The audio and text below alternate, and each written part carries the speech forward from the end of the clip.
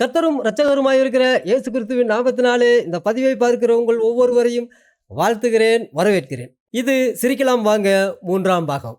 அதாவது இந்த உலகத்தில் இருக்கிற எல்லா இஸ்லாமியர்களும், இந்த உலகத்தில் இருக்கிற எல்லா அரசியல்வாதிகளையும், டிவி சேனல்களில் உள்ளவங்களையும், சினிமாக்காரங்களையும், ஏன் யூடியூப் சேனல் நடத்துகிறவங்கள கூட 2 விதமான பச்சை பொய்களை சொல்லி ஏமாற்றி வச்சிருக்கிறாங்க.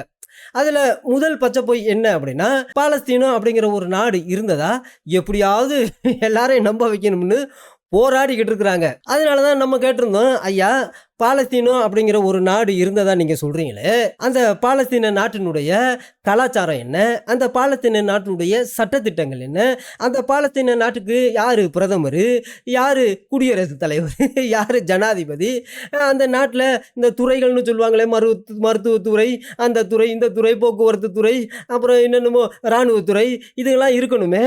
அவங்கெல்லாம் யார், அந்த தளபதிகள்லாம் யார், அந்த பாலஸ்தீன நாட்டுக்கு உணவு ஏதாவது இருந்துச்சா, அந்த பாலஸ்தீனிய நாட்டு எல்லாத்துக்கும் மேலே அந்த பாலஸ்தீனிய நாட்டு மக்கள் பேசின மொழி என்ன. எப்படியும் பாலஸ்தீன நாடு அப்படின்னா பாலஸ்தீனிய மொழி அப்படின்னு தானே இருக்கணும். பாலஸ்தீனிய மொழி அப்படின்னு இருக்கணும்.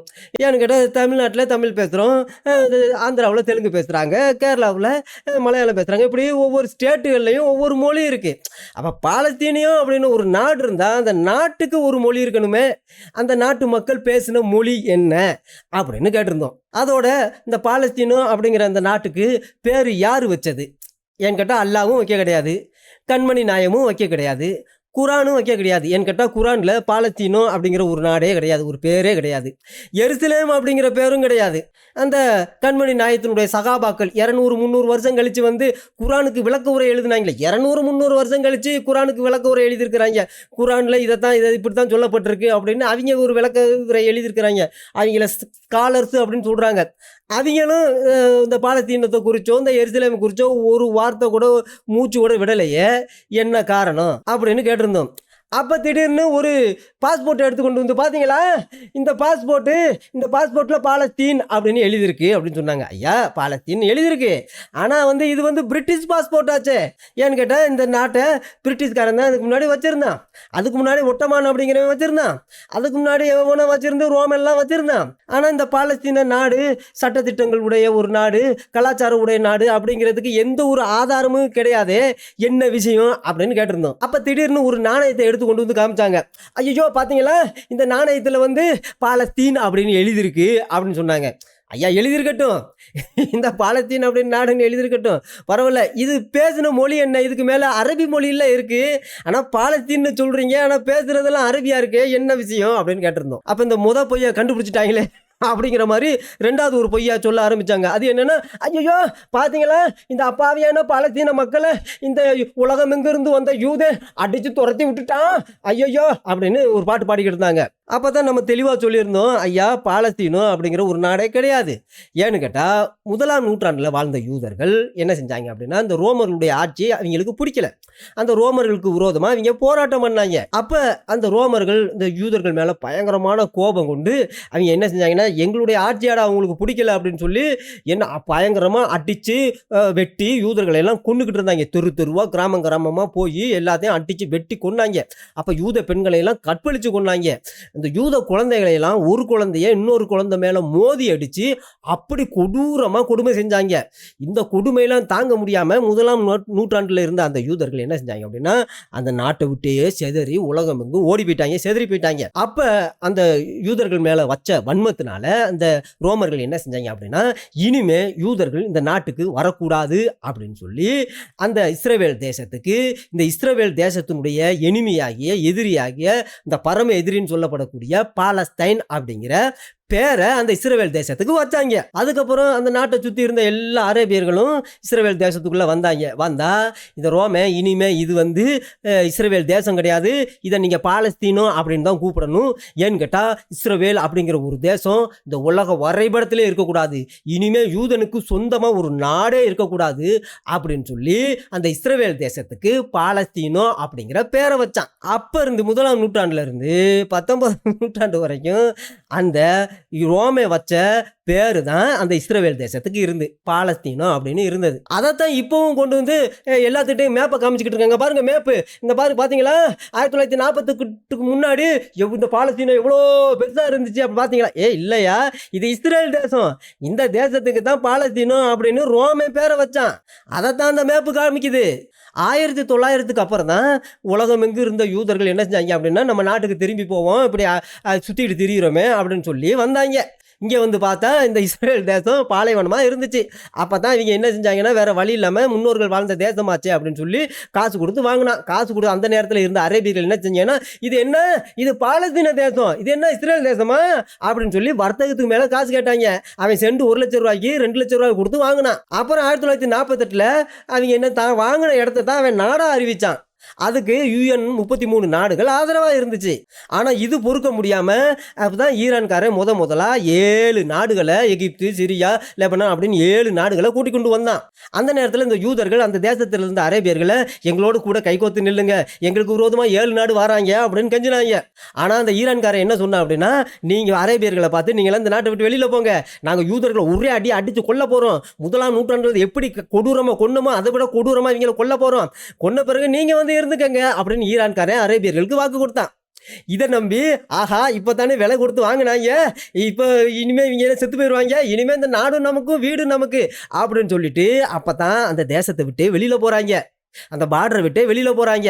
வெளியில் போனதும் ஒரு வழியாக வந்த 7 நாடுகளையும் யூதன் அட்டிச்ச அட்டியில் 7 வழியாக ஓடி போயிட்டாங்க. அப்போ தான் யூதனுக்கு கண்ணு திறந்தது, இவங்க கூட இருந்த அரேபியர்கள் பச்சை துரோகிகள்னு சொல்லி அப்படியே பார்டரை அடைச்சி விட்டாங்க. அன்னைக்கு இந்த பார்டரை விட்டு வெளியில் போனவங்க தான் அந்த அரேபியர்கள் தான் இப்போ வரைக்கும் பாலஸ்தீனிய அகதிகள் அப்படின்னு சொல்லப்படுறவங்க. ஆனால் அந்த பாலஸ்தீனிய அகதிகள் அப்படின்னு சொல்லப்படுகிறவங்கள எந்த இஸ்லாமிய நாடுகளும் ஏற்றுக்கிற மாட்டேன்ட்டாங்க. ஏன்னு கேட்டால் கூட இருந்தவங்களுக்கே பச்சை துரோகம் செஞ்சவங்களாச்சே, அதனால தங்களுடைய நாட்டுக்குள்ள விடக்கூடாதுன்னு இன்ன வரைக்கும் எகிப்து நாட்டுக்காரன் இந்த பாலஸ்தீனியர்கள் உள்ளே விட மாட்டான். ஈரான்காரன் என்ன செஞ்சா, நீங்க கவலைப்படாதீங்க, நீங்க அங்கே இருங்க, ஐயோ இந்த தேசம் உங்களோடதாச்சே, அவன் இஸ்ரேல் நாடுன்னு மாற்றி வச்சிருக்கானே, நான் உங்களுக்கு துப்பாக்கி தாரேன், குண்டு தாரேன், நீங்க காசாவுக்கு கீழே சுரங்கம் தோணுங்க, இந்தாங்க காசு தாரேன் அப்படின்னு சொல்லி எல்லாத்தையும் கொடுத்துட்டான். ஆனால் சோறு கொடுக்கல. நீங்க கவலைப்படாதீங்க, சோறு அமெரிக்காக்காரன் கொடுப்பான், யுனைடெட் நேஷன்ஸ் அப்படின்னு இருக்கு, அவங்க கிட்ட போய் ஐயோ இந்த இஸ்ரேல்காரன் எங்களை அடிக்கிறானே வெட்டுறானே கூடுறானேன்னு கத்துங்க, அவன் உங்களுக்கு எல்லா விதமான உதவிகளையும் செய்வான் அப்படின்னு சொல்ல. அதே போல 1948 75 வருஷமா இந்த யூஎன் சப்போர்ட்ல, இந்த USA சப்போர்ட்ல தான் இவங்க வாழ்ந்துட்டு இருந்தாங்க.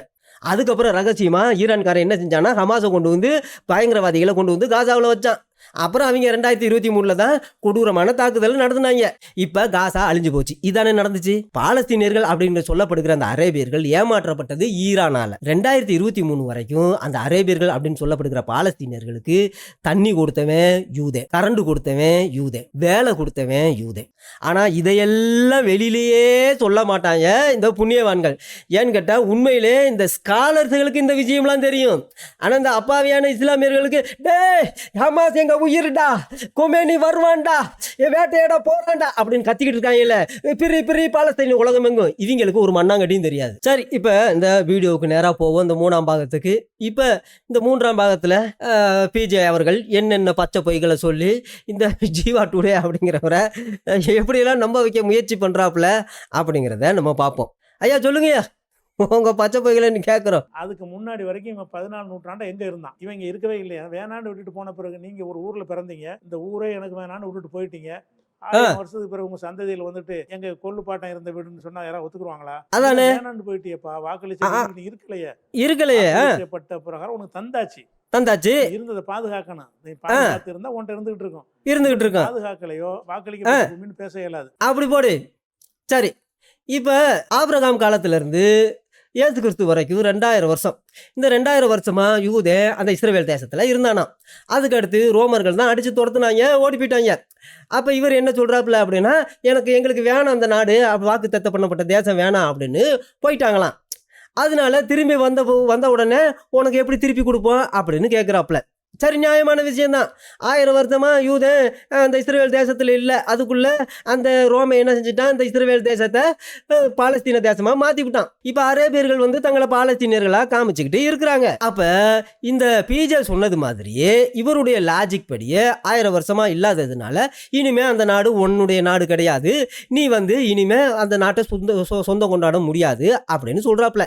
வாக்குத்தத்தம் பண்ணப்பட்டதா இருந்தாலும் கடவுளே கொடுத்ததா இருந்தாலும் அது வந்து நீ போயிட்டீன்னு அவ்வளவுதான், அது வேற ஒருத்தன் வந்து இருந்துட்டான் அப்படின்னு சொல்றாப்ல. சரி, அப்ப இவருடைய லாஜிக் படியே நம்ம பார்ப்போம். 1948 இஸ்ரவேல் அந்த பாலஸ்தீன தேசத்தை விட்டு இந்த அரேபியர்கள், இந்த பாலஸ்தீனியர்கள் அப்படின்னு சொல்லப்படுகிறவங்க பார்டரை விட்டு வெளியில போனாங்க. எதுக்கு? யூதர்கள்லாம் சாகட்டும். ஏன்னு கேட்டா 7 நாடுகள் வராங்க, வந்து இவங்களையெல்லாம் அடிச்சு கொல்லுவாங்க, கொன்ன பிறகு இதெல்லாம் நமக்கு சொந்தமாயிரும் அப்படின்னு நினைச்சு ரொம்ப சந்தோஷப்பட்டு பச்சை துரோகம் பண்ணிட்டு இஸ்ரவேலுக்கு பார்டரை விட்டு வெளியில போனாங்க.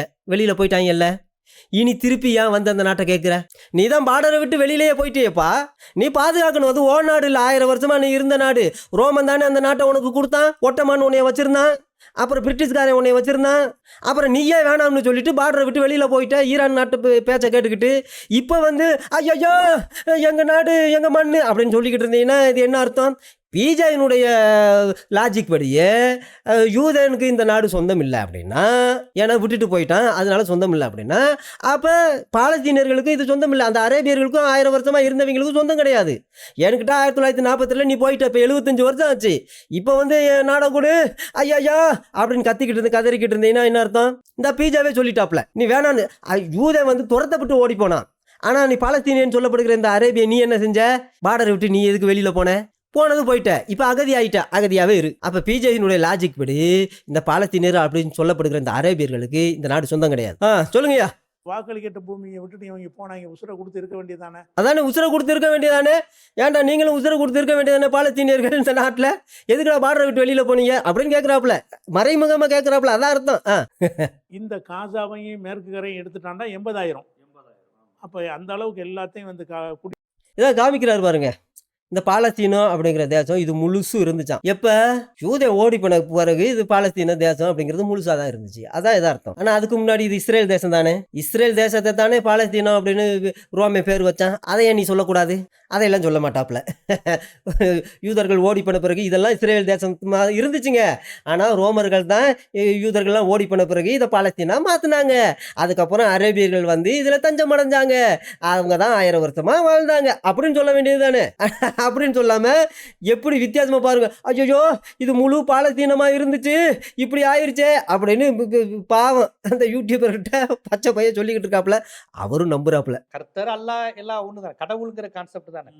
அப்ப இது வந்து ஒரு யூதர்கள் உருவாக்குனது, இஸ்ரவேலுங்கிற தேசத்துக்காக உருவாக்குனதோ அப்படிங்கிற ஒரு எண்ணம் வந்து அதிகமாக வருகிறது. நீங்கள் ஏற்றுக்கொண்ட 2 வேதம், நீங்களும் பழைய ஏற்பாடை ஏற்றுக்கொண்டிருக்கீங்க. குரான் முழுக்க ஆபிரகாம் மூசா நபி தான் வருது. கிறிஸ்தவர்களும் பழைய ஏற்பாடை ஏற்றுக்கொண்டாங்க. அப்ப கிறிஸ்டியன்ஸ் முஸ்லிம்ஸ் 2 பேர் ஏற்றுக்கொண்ட ஒரு விஷயத்திலேயே இது வந்து யூதர்கள் இஸ்ரேவேலர்கள் அப்படிங்கிற ஒரு கான்செப்ட் அதிகமா வருது. நீங்க தெளிவா சொல்றீங்க, கடவுள் ஒரு மொழிக்கோ ஒரு தேசிய இனத்துக்கானவன் கிடையாது, உலகத்தை படைத்தது கடவுளுங்கிறீங்க. ஆனா இதை படிக்கும் போது எல்லாருக்குமே இஸ்ரேவேலுக்கான ஆண்டவர் அப்படிங்கிற விஷயம் வருது. கிறிஸ்தவ பாடல் கூட ஒண்ணு கேட்டிருக்கேன், இஸ்ரவேலே பயப்படாதே நானே உன் தேவன் இப்படின்னு பாடல்.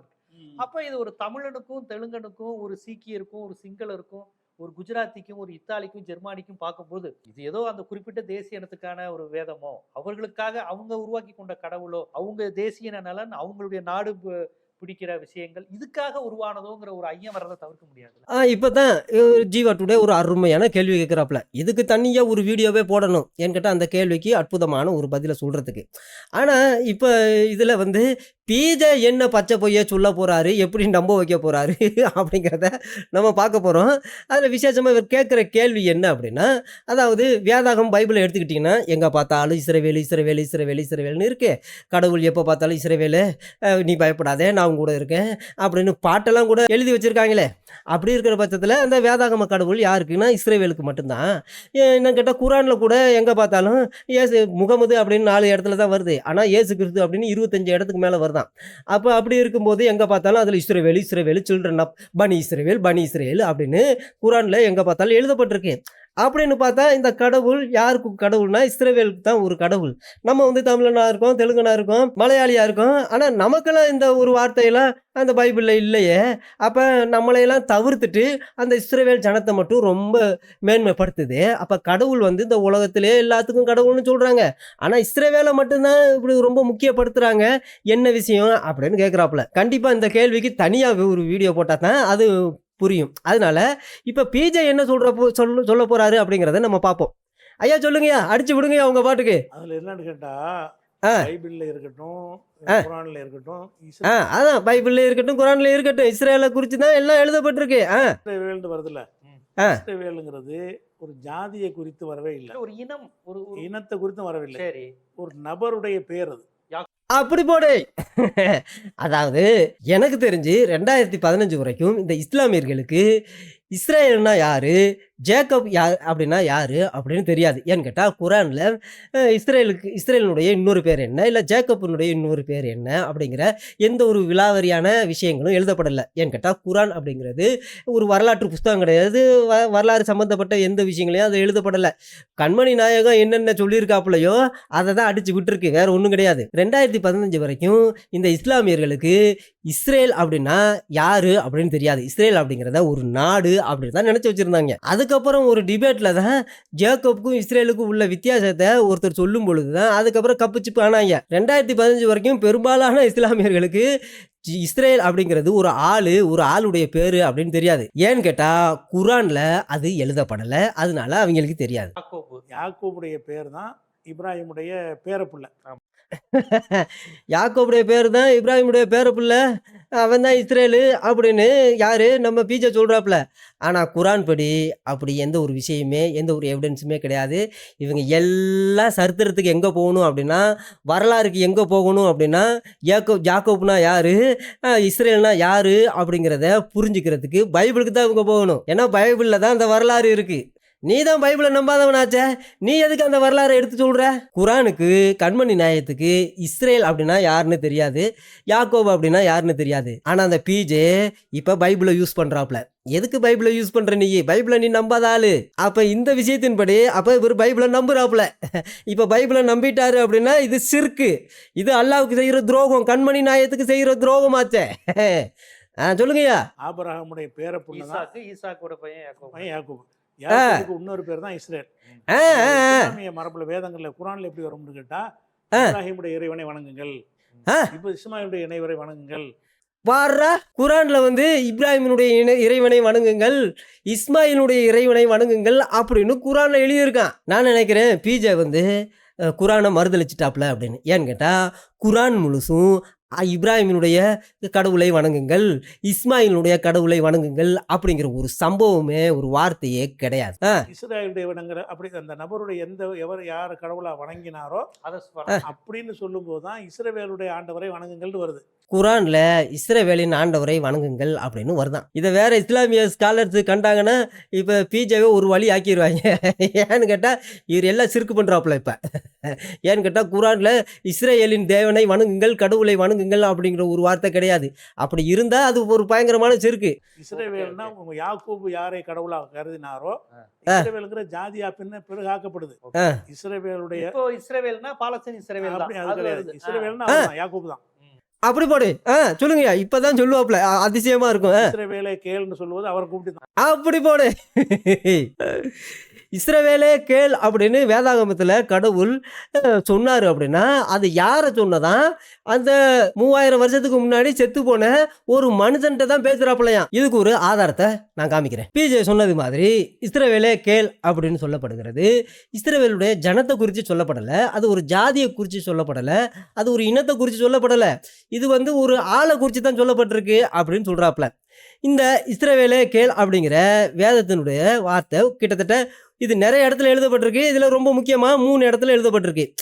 இந்த 3 இடத்துல எழுதப்பட்ட இந்த உபாகம புஸ்தகத்தில் நம்ம பார்த்தோம் அப்படின்னா, இந்த உபாகம புஸ்தகம் இந்த இஸ்ரேல் யாக்கோபு இறந்து கிட்டத்தட்ட 500 வருஷம் கழிச்சு எழுதப்பட்டது. அதே போல் இஸ்ரவேலை கேள் அப்படின்னு இந்த ஏசாயன் தீர்க்க தரிசன புஸ்தகத்தில் எழுதப்பட்டிருக்கு. இது எப்போ எழுதப்பட்டதுன்னா, இந்த யாக்கோபு அப்படிங்கிற இஸ்ரேல் செத்து போய் 1000 வருஷம் கழிச்சு எழுதப்பட்டது, சொல்லப்பட்ட வார்த்தை. அப்ப இந்த இஸ்ரவேல் அப்படிங்கிறவ செத்து 1000 வருஷம் கழிச்சு கடவுள் ஏசாயா தீர்க்கதரிசியின் மூலமா ஒரு காரியத்தை சொல்றாப்லையாம். அப்ப இது யாருக்கு சொல்றாப்லையாம்? இந்த இஸ்ரவேலுடைய ஜனத்துக்கு சொல்லலையாம். யாருக்கு? அந்த இஸ்ரவேல் அப்படிங்கிற மனுஷங்கிட்ட சொல்றாப்லையாம். 1000 வருஷத்துக்கு முன்னாடி செத்து போன மனுஷங்கிட்ட என்ன இஸ்ரவேலே நீ கேளு அப்படின்னு ஏற்ற போனதுக்கிட்ட சொல்றாப்லையா? இன்னும் சொல்லுங்கய்யா. சொன்னது ஆ. இஸ்ரவேலே ஓகே எனக்கு ஓகே ஒழுங்கா நடந்துக்க, இஸ்ரவேல் மக்களே வரல. இப்ராஹிமிடமும் ரொம்ப பேசினாருன்னு வருமே. ஆமா, இப்ராஹிம் கடவுளுக்கு ரொம்ப நெருக்கமான நபி இப்ராஹிம் வருமே. இருக்கு. இப்ராஹிமை பத்தி அது குர்ஆன்ல எப்படி வரும்னா, ஆ. நீங்கள் இப்ராஹிமுடையவரை ஏற்றுக்கொள்ளுங்கள்னு வரும். அப்படி ஒரு வார்த்தையே கிடையாது. பாவம் பச்சை போய் சொல்றாப்ல. இஸ்மாயில் இறைவனை ஏற்றுக்கொள்ளுங்கள் அப்படிங்கிற ஒரு வார்த்தையும் இந்த குரான்ல கிடையாது. அடிச்சு விடுறாப்ல. வரும். அப்ப அதுக்கு என்ன அர்த்தம்னா, இப்ராஹிங்கிற ஜாதி கிடையாது. இப்ராஹிம் யாரை இறைவனை ஏற்றுக்கொண்டு இருந்தாரோ அந்த இறைவனை ஏற்றுக்கொள்ளுங்கள். இஸ்ரவேல் சரி. யாரை இறைவனை ஏற்றுக்கொண்டிருந்தாரோ அவரை நீங்கள் ஏற்றுக்கொள்ளுங்கள். ஆபிரகாம் ஒரு ஜாதி கிடையாது. ஆபிரகாம்ங்கிறவன் ஒரு மனுஷன். ஆனா இஸ்ரவேல் அப்படிங்கிறது ஒரு மனுஷனும் சரி, அவனுக்கு பிறந்த எல்லா சந்ததிகளும் இஸ்ரவேல் ஜனங்கள், இஸ்ரவேல் ஜாதி, இஸ்ரவேல் இனம் அப்படித்தான் சொல்லுவாங்க. இவர் ஆபிரகாம்ங்கிறது ஒரு ஜாதி கிடையாது, அதே போல இஸ்ரவேல் அப்படிங்கிறவனு ஒரு ஜாதி கிடையாதுன்னு அடிச்சு விடுறாப்புல. அப்ப இஸ்ரவேல் ஜனத்துக்கு கொடுக்கப்பட்ட வாக்குத்தத்தங்கள், ஆசீர்வாதமான வார்த்தைகள் எல்லாமே இவர் என்ன சொல்றாப்புல அப்படின்னா, இது யாக்கோபுக்கு கொடுத்தது, அதை இந்த தனிப்பட்ட நபருக்கு கொடுத்தது, அந்த ஜாதிகளுக்கு கொடுக்கல அப்படின்னு சொல்றாப்புல. அப்பதானே இந்த வாக்கு தத்தங்கள் இஸ்ரவேலுக்கு சொந்தமானது கிடையாது.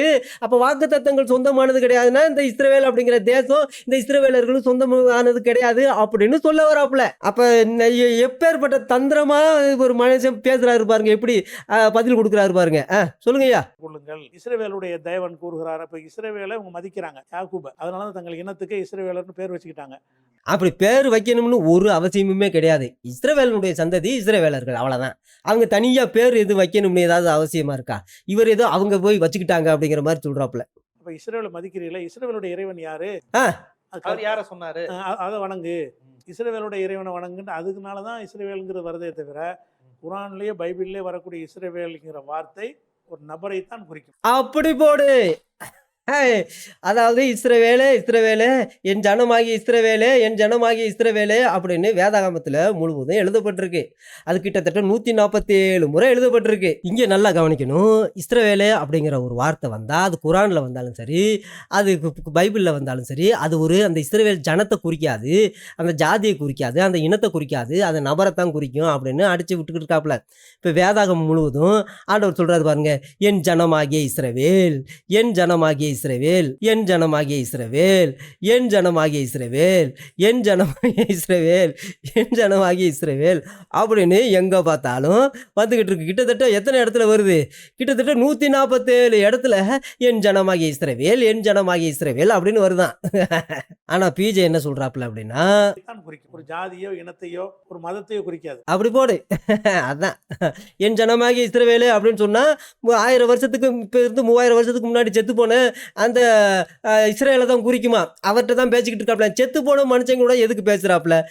வேதாகம் முழுதும் என் ஜனமாகிய இஸ்ரவேலு, என் ஜனமாகிய இஸ்ரவேலு அப்படின்னு ஜனத்துக்கிட்ட தான் சொல்றாரு, ஜாதி கிட்ட தான் சொல்றாரு, அந்த இனத்துக்கிட்ட தான் சொல்றாப்புல கடவுள். பாவம் பிஜேக்கு அந்த இஸ்ரவேல் மேல அவ்வளவு வன்மம்.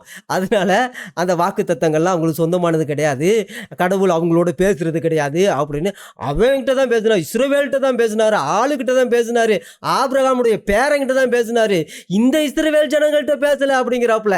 ஆனா குர்ஆன்ல சில்ட்ரன் ஆஃப் பனி இஸ்ரேல் அப்படின்னு எழுதப்பட்டிருந்தாலும், வேதாகமத்தில் என் ஜனமாகிய இஸ்ரவேல்னு எழுதப்பட்டிருந்தாலும், இந்த இஸ்ரேலிய ஜனங்கள்கிட்ட தான் கடவுள் பேசுறாரு. அவங்களுக்கு தான் கொடுக்க. செத்து போனவன்ட்ட எதுக்கு பேசுறாரு கடவுள்? இவர் பாவம், இவருக்கு புரியல என்ன சொல்றது அப்படின்னு. குர்ஆன்ல இஸ்ரேல் வந்தால் அந்த நபர் தான். குர்ஆன்ல இஸ்ரேல் இஸ்ரேல் இஸ்ரேல் அப்படின்னு வந்துருச்சு அப்படின்னா யாருக்கிட்ட அல்லாஹ் சொல்றாப்புலையா? 1400 வருஷத்துக்கு முன்னாடி இஸ்ரேலே இஸ்ரேலே இஸ்ரேலுன்னு அல்லாஹ் சொல்லியிருக்காப்புல குர்ஆன்ல. அப்போ இந்த கண்மணி நாயன் சொல்லியிருக்காப்புல குர்ஆன்ல. இதையெல்லாம் யாரை குறிக்கும் அப்படின்னா 2000 வருஷத்துக்கு முன்னாடி செத்து போன அந்த இஸ்ரேல் அப்படிங்கிற ஒரு ஆளை தான் குறிக்குமா, அவர்கிட்ட தான் சொல்லியிருக்கான். அப்போ பைபிளில், அப்போ குர்ஆனில் எங்கே பார்த்தாலும் இஸ்ரேலு இஸ்ரேலு அப்படின்னு சொல்லியிருக்கிறது 2000 வருஷத்துக்கு முன்னாடி செத்து போன ஆள்கிட்ட, அல்லாவும் அப்படி தான் செத்து போன ஆள்கிட்ட தான் பேசியிருக்காப்லையா. ஆனா இப்ப இந்த போர் நடப்பது உட்பட அவங்க சொல்றது இது யூதர்களுக்கு வாக்களிக்கப்பட்ட நாடு பாருங்க, வேதத்துல இருக்கு, இஸ்ரவேல்னு கடவுளே சொல்லியிருக்காரு. இப்ப இந்த சண்டை உட்பட அவங்க அந்த விஷயத்தையும் ஒரு ரிலிஜன் ஃபெய்த்தா சொல்றாங்களே. பிஜே யோசிக்கிறாப்புல என்ன சொல்லலாம், அடுத்த பச்சை போய் என்ன சொல்லலாம், எப்படி இவனை நம்ப வைக்கலாம், ஐயோ எல்லாம் இவனுக்கும் நிறைய விஷயம் தெரிஞ்சிருக்கே அப்படின்னு பாவம் முழிக்கிறாப்புல. சரி, அதுக்குள்ளே ஏன்னு கேட்டால் வகை வரும். கண்மணி நாயத்துக்கு எப்படி அந்த ஹீரா குகையில் கண்மணி நாயத்துக்கு கழுத்தை பிடிச்சி நெரிச்ச அந்த கருத்தை உருவம் எப்படி வகை சொல்லுச்சோ, அதே போல் இப்போ பிஜேவுக்கும் ஏதோ ஒரு வகை வரும்னு நினைக்கிறேன். அதான் இப்போ என்ன சொல்கிறது அடுத்து. இப்போ சொல்லுங்கய்யா, அடுத்து என்ன சொல்ல போறான்னு பார்ப்போம். ஆமா, இதுக்கு ஆதாரமா இல்ல வாக்களிக்கப்பட்டது தான், வாஸ்தவம் தான். வாஸ்தவம் தான், அதெல்லாம் வாக்களிக்கப்பட்டது இப்போ வாஸ்தவம் தான். நீ தானே சொன்ன இதுக்கு முன்னாடி கடவுள் இஸ்ரேலே இஸ்ரேலே இஸ்ரேலே அப்படின்னு சொன்னா அது ஏதோ ஒரு மனுஷங்கிட்ட சொன்னாப்புல, அப்படின்னு ஜாதி கிட்ட சொல்லலை, ஜனத்துக்கிட்ட சொல்லலைன்னு சொன்னாப்புல. இப்போ வாஸ்தவம் தான் அப்படிங்கிறாப்புல. இப்போ என்ன சொல்ல வாராப்புலன்னு அவருக்கே தெரியல. இப்போ வேற வழியே இல்லாமல் இவரே குழம்பி போயிட்டாப்புல.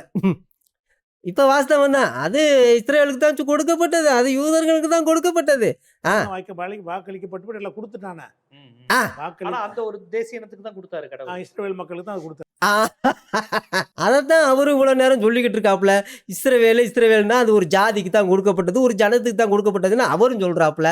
அப்போ எல்லாம் இல்லை, அது வந்து இஸ்ரேலுங்கிற ஒரு மனுஷனுக்கு தான் கொடுக்கப்பட்டது, அது குரானாக இருந்தாலும் சரி பைபிளாக இருந்தாலும் சரி அடிச்சு விட்டாப்புல.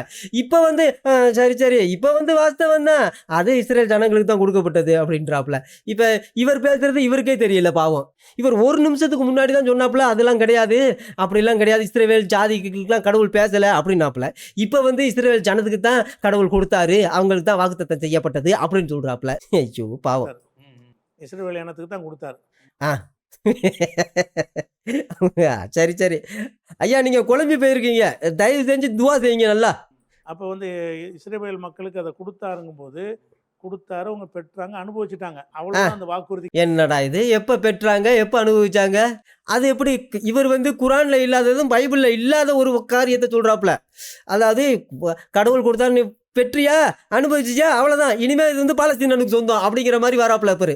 அதாவது இந்த தேசம் இனிமேல் பாலஸ்தீனத்துக்கு சொந்தம், பாலஸ்தீனியர்களுக்கு சொந்தம் அப்படிங்கிற ஒரு விஷயத்த சொல்ல வரணும். அதுக்காகத்தான் இந்த விஷயத்தை எல்லாம் கட்டமைக்கிறாரே தவிர வேற ஒன்றும் கிடையாது. ஏன்னு கேட்டால் இப்போ இஸ்ரேலுக்கு சொந்தம் காலகாலத்துக்கு சொந்தம்னு சொன்னால் அப்போ டக்குன்னு பாலஸ்தீனிய எதுக்கு உள்ளே வந்தான் அப்படின்னு அவர் கேட்பாரு. அதனால அதை இருந்தேன் அனுபவிச்சா அவ்வளோதான், போச்சு 2000 வருஷத்துக்கு முன்னாடி போச்சு, இல்லை அவ்வளோதான் முடிஞ்சு போச்சு, போ இனிமேல் இது எங்களுக்கு சொந்தம் அப்படிங்கிற மாதிரி வராப்புல. சொல்லுங்க. இல்லைன்னா நீங்க ஒவ்வொரு புனித பூமியை பற்றி சொல்லப்பட்டதுக்கு நீங்க இப்ப சொந்தம் கொண்டாடணும். ஒவ்வொரு புனித பூமியா? என்னையா அது? பல சொல்லியிருக்காங்க. ஆமா, பல இடங்கள் அதெல்லாம் விட்டுட்டீங்க, அதை பேச மாட்டேங்கிறீங்க. அது பைபிளும் வருது. ஆமா, அது எகிப்துலாம் வருது. அது மாதிரி வந்து இந்த சாலமோன் தாவீது ராஜாவும் ஆண்ட பகுதிகள்லாம் இருக்குல்ல, அதையெல்லாம் உனக்கு அவர்கிட்ட பிடிங்க, உனக்கு தருவேன் அப்படின்லாம் நிறைய பேச மாட்டேங்கிறாங்க. அதெல்லாம் பேச மாட்டேங்க. அது எல்லாமே வரத்தான் போகுது. அது எல்லாம் வந்தால் தான் 100% இஸ்ரேல் தேசம் முழுமையாகும். கடவுள் வாக்கு கொடுத்த தேசம் முழுமையாகும். கேட்டா இவங்களுடைய அது வரலாறுங்கிறாங்க. கேட்டா அது வரலாறு. அன்றைக்கு கொடுத்த நம்பிக்கை இதுவும் வரலாறு தானே. வரலாறு ஒரு விஷயத்தை கொடுத்தோன்னு சொல்வதாக இருந்தால் எந்த காலத்தில் சொல்லப்பட்டுச்சோ அந்த காலத்தில் கொடுக்கப்பட்டுச்சுன்னு அர்த்தம் தான். எந்த ஒரு வேத புத்தகத்துக்கு அர்த்தம் செய்ய முடியும். எந்த ஒரு என்னையாது, அதாவது ஆபிரகாமுக்கு எந்த தேசத்தை, எவ்வளவு தேசத்தை, எத்தனை தூரத்தை, எத்தனை மைலை, எத்தனை சுற்றளவை கடவுள் வாக்கு கொடுத்தாரோ அது முழுவதுமே இஸ்ரேலுக்கு சொந்தமானது. அது முழுவதும் இப்போ இஸ்ரேலுடைய கையில் இல்லை. இனிமே அது கண்டிப்பாக 100% முழுமையாகும். இப்போ அதை குறித்து யாரும் பேச முடியாது அப்படிங்கிறது யதார்த்தமான உண்மை. ஆனால் இவர் சொல்கிற மாதிரி அதில் லெபனான்லாம் ஒரு அடக்கம், அதெல்லாம் இனிமேல் 100% வந்து சேரும். அதில் எந்த மாற்றமுமே கிடையாது. அதை யாருமே அது வரலாறு அவ்வளோதான் அப்படின்னு யாருமே சொல்ல கிடையாது. இன்ன வரைக்கும் எல்லாம் என்ன சொல்கிறாங்க அப்படின்னா ஆபிரகாமுக்கு கொடுத்த தேசம் முழுசும் இஸ்ரவேலுக்கு வரும், வந்து சேரும் அப்படின்னு தான் சொல்கிறாங்க. அது வரலாறு, அதெல்லாம் எங்களுக்கு வேணாம் அப்படின்னு யாரும் சொல்ல கிடையாது. ஆனால் இவர் அடிச்சு விட்றாப்புல. வெள்ளையர்கள் காலத்தில் வந்து உதாரணமாக பாகிஸ்தான் இந்தியா பிரிச்சாங்கல்ல, காஷ்மீரை விட்டுட்டு போயிட்டாங்கல்ல, வெள்ளைக்காரன் கொடுத்தான்னு வந்துருச்சு. அது வெள்ளைக்காரன் கொடுத்த மாதிரியா நீ காஷ்மீர் இருக்கு? காஷ்மீர் இந்தியாவிலையும் சேராம பாகிஸ்தான்லையும் சேராம அந்த இடத்துல விட்டுட்டு போயிட்டாங்க, தனி நாடா இருந்துச்சு. அப்ப வெள்ளைக்காரன் அன்னைக்கு தந்தானேன்னு அதை சொன்னங்காட முடியாது. இன்னைக்கு வந்து வெள்ளைக்காரன் கொடுத்ததுக்கும் கடவுள் கொடுத்ததுக்கும் வித்தியாசம் இல்லையா? ஐயா பிஜே ஐயா, என்னையா பேசுறீங்க? கடவுள் ஒரு மனுஷனுக்கு கொடுக்கறதுக்கும் வெள்ளைக்காரன் கொடுக்கறதுக்கும் வித்தியாசம் இல்லையா? மனுஷன் கொடுக்கறதுக்கும் வித்தியாசம் இல்லையா? கடவுள் கொடுத்தா அது நித்தியமானது. வெள்ளைக்காரன் இன்னைக்கு இருப்பான், நாளைக்கு செத்து போவான். அதனால காஷ்மீரையும் இஸ்ரேலையும் ஒன்று சேர்க்குறாப்புல. அங்கே கொண்டு போகிறாப்புல. காஷ்மீருடைய லாஜிக்கை இங்கே இஸ்ரேலோட கனெக்ட் பண்ண முயற்சி பண்ணுறாப்புல. ஐயா முடியாது ஐயா, அங்கே கொண்டு போகாதீங்க. காஷ்மீர் இன்னைக்கு இந்தியாவை போச்சு, நாளைக்கு வேற ஒன்றாக மாறலாம். அப்போ நாளைக்கு வேற ஒரு நாளைக்கு பாகிஸ்தானுக்கு மாறலாம் அப்படின்னு சொல்ல வராப்புலன்னு நினைக்கிறேன். அதான் ஒரு வேலை ரகசியமாக இருக்கும். பாகிஸ்தானில் உள்ள பகுதி இந்தியாவுக்கு வரலாம். இதெல்லாம் வந்து கால மாற்றத்தில் மாறி போகும்போது அப்போ பழசை பேசக்கூடாது. அன்னைக்கு நம்மள்ட்ட தான் இருந்துச்சு. அப்படின்னு நீங்கள் சொல்கிறீங்க. இது கடவுள் கடவுள் கொடுத்தது தான். ஆனா இந்த கதைகளை படிக்கும்போது ஒரு இயல்பா ஒரு தமிழரா, ஒரு மலையாளியா, ஒரு குஜராத்தியா, யாரோ ஒருத்தனுக்கு இந்த கதைகள் எதுவுமே என்னுடைய இனத்தில் என்னுடைய நிலத்தில் நடக்கல அப்படிங்கிற ஒரு உணர்வு வரும்போது அந்த ப்ராக்சிமிட்டி வந்து குறையுதுல. இப்ப ராமநாதபுரத்துல பரமக்குடியில இருக்கிற ஒரு கொள்கை அடிப்படையில ஒரு இறைவன் தான் இருக்கிறான், உருவத்தை வணங்கக்கூடாதுங்கிறது ஒரு கான்செப்ட். பட் இந்த கதைகளை படிக்கும்போது அதுல மொழியும் தேசிய இனமும் நாடும் வருது. அந்த மொழி இவனுடைய தமிழ் மொழியோ இவனுடைய திராவிட மொழியோ ஆரிய எதுவுமே கிடையாது. தேசிய நடக்கிற நிலப்பரப்பு இவன் மொழி சார்ந்து இவன் பரமக்குடி, ராம்நாடு, இளையாங்குடி எதுவுமே அவனுக்கு நெருக்கமா வரல. அப்ப இது ஏதோ ஒரு விதத்தில் வேற ஏதோ ஒரு தேசிய இனத்தில் 2 இனத்துக்கிடையே நடந்த சண்டையில கடவுள் அவங்களுக்கான விஷயமா அது இருக்கு அப்படிங்கிற ஒரு உணர்வு யூதர்கள் அல்லாத, இஸ்ரேவேல்கள் அல்லாத பலருக்கு இது தோணும்ல. அப்படி ஒரு கான்செப்ட். அந்த இதுவும் அருமையான கேள்வி. இதுக்கு என்ன பதில் சொல்ல போறான்னு பார்ப்போம். கிழக்கு நாடுகள் அல்லாத மற்ற எல்லாருக்குமே இது நம்மளுக்கு நெருக்கமா இல்லைங்கிற தோணும்ல. கடவுளே ஒரு தேசிய இனம், ஒரு மொழியில ஒரு குறிப்பிட்ட இனத்துக்காகத்தான் பிரதிநிதித்துவம் கொடுத்திருக்காரு. அதை பத்தி தான் முழுக்க. இதெல்லாம் கிறிஸ்தவர்கள் தான் பதில் சொல்லுவாங்க. இந்த புண்ணியவான்களுக்கு ஒன்றும் தெரியாது. சரி, ஸ்பீச்சை என்ன அடிச்சு விடுறாப்லன்னு பார்ப்போம். அந்த 3 மதங்களும் செமிட்டிக் மதங்கள் 3ம் பேசுதுங்கிற ஒரு உணர்வு வராது. வந்தாலும் இஸ்லாமுக்கு அதை சொல்ல முடியாது. ஏன் சொல்ல முடியாதுன்னு கேட்டா, இஸ்லாம் வந்து உலகத்தில் உள்ள எல்லா பகுதிகளுக்கும் இறை தூதர்கள் வந்தார்கள் சொல்லிடுது. அப்படி போடு சொல்றாரு பாருங்க. தமிழ்நாட்டுக்கு வந்தா யாருன்னு தமிழ்நாட்டுக்கு வந்திருக்காப்புல. அதாவது இந்த உலகத்துல இருந்த எல்லா இனத்துக்கும் எல்லா மொழி பேசுறவங்கள்ட்டையும் நபி வந்ததா இந்த குரான்ல எழுதப்பட்டிருக்கான். அதனால இவங்க முழுக்க முழுக்க நம்புறாங்க. முகமது மாதிரி, இயேசு கிறிஸ்து மாதிரி, இது மோசே மாதிரியான ஒரு நபிய கடவுள் எல்லா மொழி பேசுறவங்கள்ட்டையும் அனுப்பிச்சிருக்காப்லையா. ஐயா சொல்லுங்கய்யா. 1,25,000 நபியில தமிழ்நாட்டுக்கு ஆள் இருக்காங்களா? 1,20,000ங்கிறது ஆதாரமற்ற செய்தி. அதான் நான் சாக்கிர் நாய்க்கு சொன்னாப்லையே 1,25,000 நபிகள் இந்த உலகத்துக்கு வந்திருக்காங்கன்னு அவர் அடிச்சு விட்டாப்ல. பரவாயில்ல, கண்மணி அது பச்சை பொய்ன்னு தெரிஞ்சதுமே இவர் சொல்லிட்டாப்ல, இல்லை இல்லை அது இல்லை, அது பொய் அப்படின்னு. ஏன்னு கேட்டால் இதுக்கு முன்னாடியும் இந்த புண்ணியவான்கள் நம்பிக்கிட்டு இருந்தாங்க 1,25,000 நபிகள் இந்த உலகத்துக்கு அல்லாஹ் அனுப்பிச்சு விட்டாப்ல அப்படின்னு.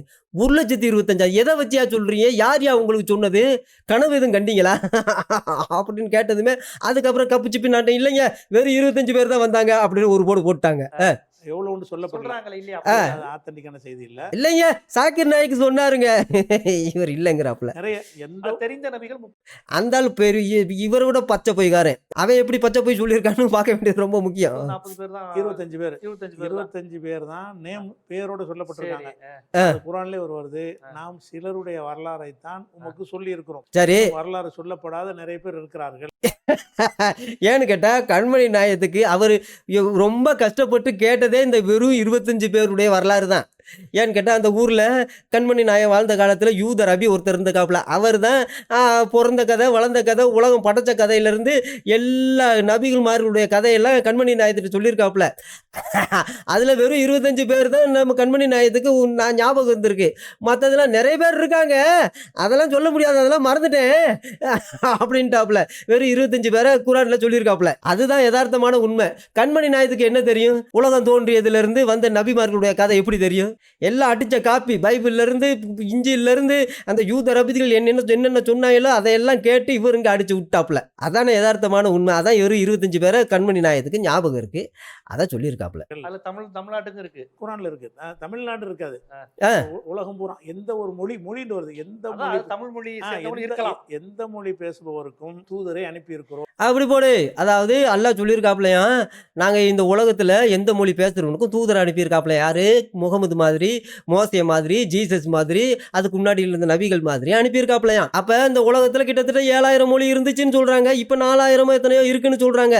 அப்போ இந்த 7,000 மொழி பேசுகிறவங்களுக்கும் கடவுள் இணைஞ்சிருக்காப்புல. நபியை நான் தான் அல்லாஹ், அல்லாவை நம்புங்கள், அல்லாஹ் ஒருவனை நம்புங்கள் அப்படின்னு சொல்லி ஒரு மோசே மாதிரி, இயேசு கிறிஸ்து மாதிரி, முகமது மாதிரியான ஆட்கள் நபிகளை இந்த உலகத்துல அல்லாஹ் அனுப்புனதா குரான்ல எழுதியிருக்கான். அப்ப தமிழ்நாட்டுக்கும் ஒரு நபி வந்திருக்காப்லையா.